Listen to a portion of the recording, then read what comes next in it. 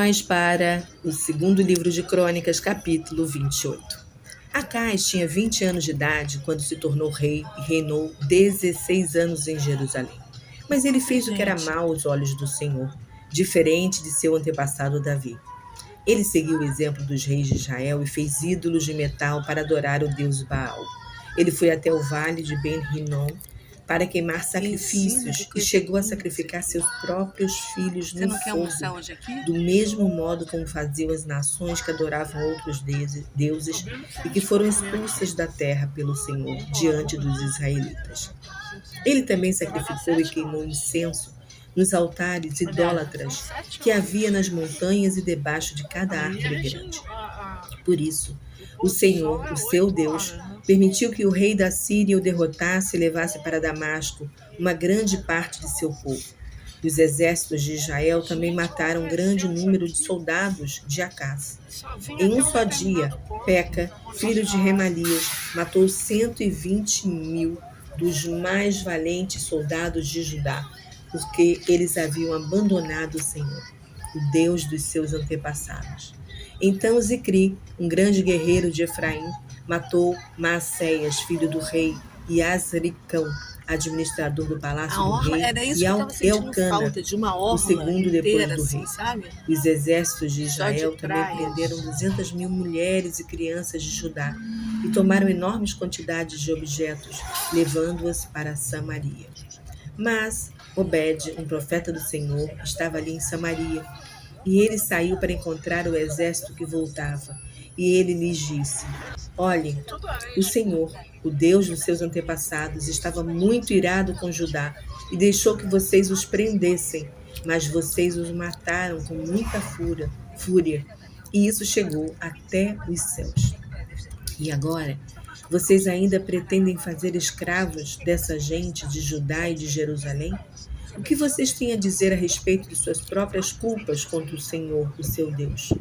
Ouçam o que digo e façam voltar aos seus lares os seus irmãos que vocês tornaram prisioneiros, porque o fogo da ira do Senhor está sobre vocês. Então, Azarias, filho de Joana, Berequias, filho de Mesilemote, Jeisquias, filho de Salum, e Amasa, filho de Adlai, que eram alguns dos chefes de Efraim, também questionaram os que estavam chegando da guerra, dizendo: Não tragam os prisioneiros para cá. Se fizerem isso, o Senhor ficará irado contra nós, e a nossa culpa, que já é grande, aumentará ainda mais o fogo da ira do Senhor sobre Israel. Vai sair para lá, então, não vai ter que voltar tudo não. Os oficiais do exército deixaram que os chefes políticos decidissem o que fazer com os presos e com os despojos. Os homens já mencionados distribuíram aos presos roupas para as mulheres e crianças que não tinham o que vestir e deram calçados, alimento e vinho. E os que estavam doentes e eram velhos foram postos sobre jumentos e levados de volta para suas famílias em Jericó, a cidade das palmeiras. Depois voltaram para Samaria. Naquele tempo, Acaz, rei de Judá, mandou mensagem ao rei da Síria pedindo sua ajuda. Os edomitas voltaram a invadir Judá e a fazer prisioneiros. Nesse meio tempo, os filisteus tinham invadido as cidades das planícies e do deserto do Neguebe e já haviam ocupado Bet-Semes, Aijalon, Gederote, Socó, Tímina e Ginzo, com as aldeias vizinhas. O Senhor humilhou Judá por causa dos maus tratos de Acaz, rei de Israel, porque ele havia destruído o caráter espiritual de Judá e tinha sido infiel ao Senhor.